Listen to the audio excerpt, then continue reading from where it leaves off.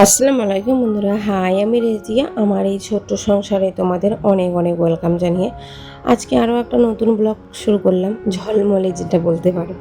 দেখো সকালবেলা কত রৌদ্র উঠেছে, তো সকালবেলা উঠেই চোখ তো খুলছেই না রৌদ্রের দিকে, মানে এত রৌদ্রের তাপ লাগছে। তারপরে ভাবলাম কি একটু চোখে মুখে জল দিয়ে তারপরে আর কি এসে এই যে গেটগুলো খুলে নেব, সমস্ত গেট জানলা। এখন তো সকালবেলা উঠে গেলা কাজ করতেই হবে, আর বর যেদিন উঠে ও সেদিন খুলে ফেলে, আর যেদিন আমি আগে উঠি সেদিন আমিই খুলি।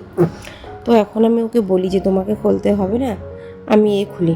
তারপরে ও উঠে থাকলেও আর কি বসে থাকে, তারপরে আমি সমস্ত কিছু খুলি। তারপরে এদিকে চলে আসলাম রান্নাঘরের জানলাটা খুলতে। আর এত রৌদ্র না, রৌদ্রের দিকে তাকাই যাচ্ছে না, মনে হচ্ছে মাথা ঘোরাচ্ছে জানো তো। আর আমাদের এখানে কিন্তু প্রচণ্ড রৌদ্রের তাপটা লাগে।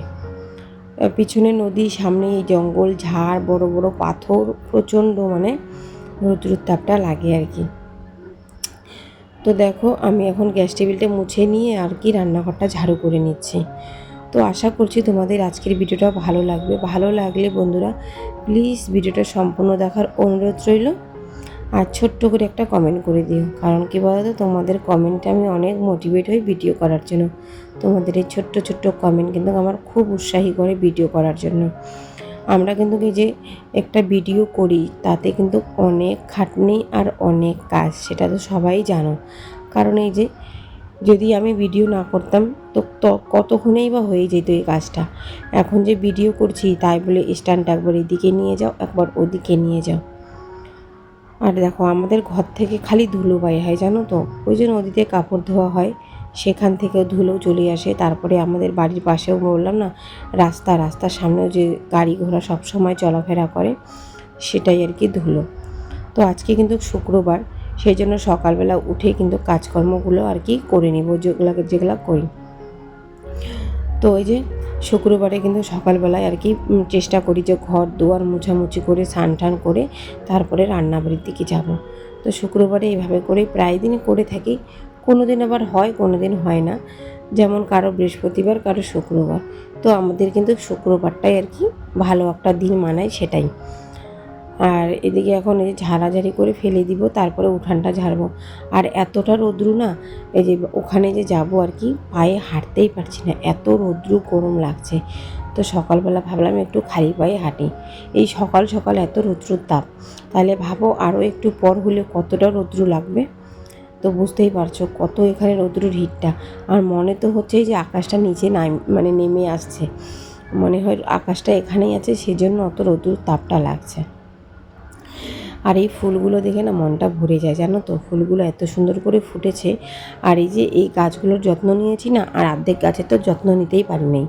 তো দেখি ওগুলো অন্যদিন নিব, মানে সময় হয় নাই। তার মধ্যে সকাল সকাল দেখতেই পারছো স্নান ধান করে নিয়েছি আর কি, নিব। তো সেজন্য আর কি হয় নাই। তো সকালে স্নান করলে কিন্তু পরে আবার গাছে হাত দিতে ইচ্ছা করে না, মানে গাছটা মানে গা চুলকাবে, ছ্যাঙা উঙা থেকে যায়, সেজন্য একটা কেমন লাগে। স্নান করে কিন্তু অনেক কিছু কাজ করতে ইচ্ছা করে না। তারপরে এদিকে ঘর দুয়ার উঠান সমস্ত কিছু ঝাড়াঝাড়ি হয়ে গিয়ে এখন আমি চলে যাব ঘরে।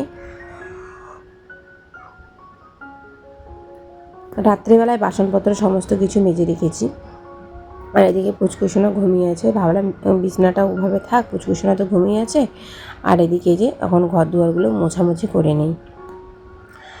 তো আমার ভিডিওগুলো তোমাদের কেমন লাগে বন্ধুরা অবশ্যই কিন্তু একটু কমেন্টের মাধ্যমে জানাতে ভুলো না। তোমাদের কমেন্ট পেলে বললাম তো আমি অনেক মোটিভেট হই ভিডিও করার জন্য। ছোট্ট করে একটা কমেন্ট আর একটা লাইক করে দিও। তোমাদের একটা লাইক আমাকে কিন্তু অনেক দূর পৌঁছে নিয়ে যেতে পারে, শুধু তোমাদের একটা লাইক আর একটা কমেন্ট, জানো তো। তো লাইক করলে আর কি একটা ভালো, যে আরও অন্য বন্ধুদের কাছে পৌঁছে দিতে পারে আমার ভিডিওটা। তো তোমাদের কাছে একটাই রিকোয়েস্ট, যারা যারা লাইক করতে ভুলে যাও ছোট্ট করে একটা লাইক করে দিও। এদিকে ঘর দুয়ার মোছা হয়ে গিয়েছে, স্নান করে চলে আসলাম, পাপোশটা বিছিয়ে দিয়ে এদিকে চলে আসলাম রান্নাঘরে চা করব। তো ওই যে দুধের মধ্যে যে চাটা ছিল আর কি, সেই চাটা ঢেলে নেব, কারণ দুধ অল্প ছিল সেজন্য। আর কয়েকদিন ধরে যে এমনি দুধ খাচ্ছি, পাউডার দুধটা একটু কমই খাওয়া হচ্ছে। কালকের থেকে আবার পাউডার দুধই খাওয়া হবে, মানে আনতে ভুলেই গিয়েছে বরমশাই, সেজন্য আর কি। ভয়েসটা তো দিচ্ছি সকাল সকাল জানো তো।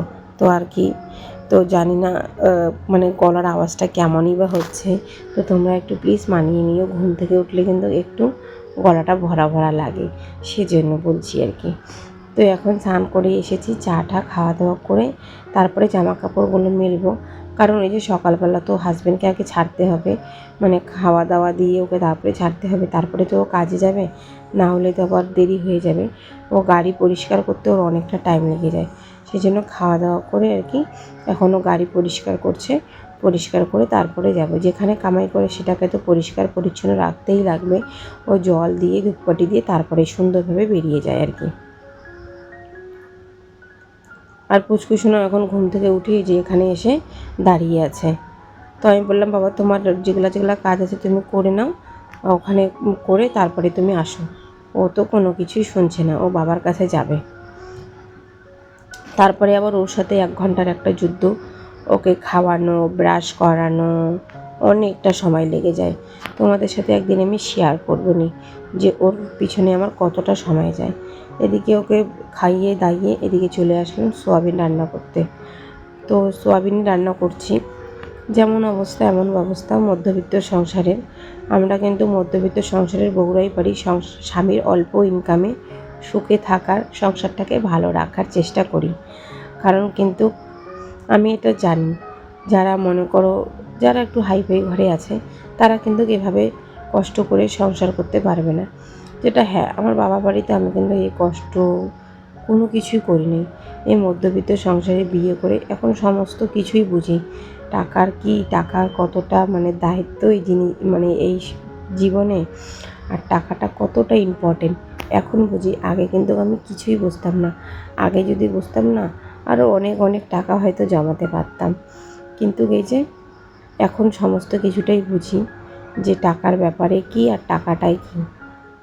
টাকা ছাড়া দুনিয়া ফাঁকা। টাকা আপনকে পর করে দেয়, পরকে আপন করে দেয়। টাকা একটা এমন জিনিস না, পরকেও আপন করতে চিনিয়ে দেয় আর আপনকেও পর করতে চিনিয়ে দেয় টাকা। আমি অনেক ক্ষেত্রেই বলছি, এটা আমার সাথে অনেকবারই হয়েছে যে টাকার জন্য অনেক কিছু আর কি হয়েছে, স্যাক্রিফাইস করতে হয়েছে। টাকার জন্য অনেক লোকের সাথে মানে অনেক কিছু হয়েছে, সেটা সবারই হয় আর কি। টাকা তুমি যদি কারো কাছে ঋণদান করতে যাও, তোমার কাছে কেউ যদি করতে আসে, তোমার কাছে কেউ যদি টাকা চায়, তখন তুমি দিয়ে দিবা হয়তো, তারপরে তুমি চেতে যাবা ওর কাছে 10 বার, তখন তুমি হয়ে যাবা কুত্তা, তখন ও হয়ে যাবে একটা ইসে আর কি, কী বলবো, ওর কাছে তখন হয়ে যাবে ও মালিক, তুমি হয়ে যাবা তখন চাকর। এরকমই হয়। এদিকে রান্নাবাড়ি হয়ে গেল, আর এই যে বাসি ভাতের বড়া করে নিলাম, আর এই যে একটু ভাজা ভাজা তরকারি রেখেছি, একটু ওই যে মাখা মাখা তরকারিটা দিয়ে, আর এখন একটু ভাত খেয়ে নিব। ভাত খেয়ে চলে যাব আর কি, একটা মিটিং ছিল, মিটিংয়ের মধ্যে সেলফির গ্রুপে তোমাদের সাথে এসে কোনো রকম আর কোনো ভিডিও শেয়ার করতে পারিনি। কুচকুচুনাকে ধরার মতন কোনো লোক নেই, সমস্ত কিছু একাই করতে হয়। মধ্যবিত্ত সংসারে যদি একটু বড় হাইফাই ঘরে থাকতাম তাহলে একটা কাজের লোক নিয়ে নিতাম, সেটা তো আর আমার কপালে নাই। একা হাতে সমস্ত কিছু করে ধরে ওকে নিয়ে যেখানে যাও ওখানে যেতে হয়। তো দেখো এদিকে এখন সুজিটা করে নিচ্ছি সন্ধ্যাবেলা এসে আর কি। খাওয়া দাওয়া করে বেরিয়ে গিয়েছিলাম, বাসনপত্র এসেই কিন্তু মাঝামাঝি করেছি, তোমাদের সাথে আর শেয়ার করিনি। তো সংসারে বিয়ে করেছি বলে টাকার এতটা অভাব বুঝতে পারি, নাহলে কিন্তু কোনো দিন আমি বুঝতে পারতাম না যে টাকা জিনিসটা কী। টাকার মূল্যটাই আগে বুঝতাম না, জানো তো, বাবার বাড়িতে। এখন এখানে মানে সংসার করতে গিয়ে নিজেই মানে বুঝি আর কি যে টাকাটা কী। মা বাবা যে বলতো সেটা কিন্তু ঠিকই বলতো, এত টাকা খরচা করতে নাই, টাকাটাকে একটু ভালো করে রাখতে হয়, টাকাটাকে ভালো করে সেভ করতে হয়, সেটা আগে বুঝতামই না। এই যে এখন সংসার করছি, নিজের ঘাড়ে চাপে এসে পড়েছে দেখে এখন বুঝি যে মা বাবা যা বলতো সব ঠিক বলতো, আমি এগুলা কেন করতে গিয়েছি। এখন কিন্তু এই যে সংসারের চাপে এসে সমস্ত কিছু বুঝে সংসারটাকে এখন নিজের মতো করে মানে বুঝে বুঝে আর কি করে নিচ্ছি। এখন অনেকটাই আর কি ভালোই আছে। তো ভিডিওটা এখানেই শেষ করছি। তোমাদের কেমন লেগেছে অবশ্যই কিন্তু কমেন্টের মাধ্যমে জানাতে ভুলো না। তোমরা সবাই ভালো থেকো, সুস্থ থেকো, আর আমার ভিডিওগুলো তোমাদের কেমন লাগে অবশ্যই কিন্তু কমেন্টের মাধ্যমে জানাতে ভুলো না। ভালো লাগলে এই চ্যানেলটি সাবস্ক্রাইব করে পাশে থাকতে পারো। আল্লাহ হাফিজ। কালকে আরও ঠিক দুপুর 2টোর সময় দেখা হচ্ছে।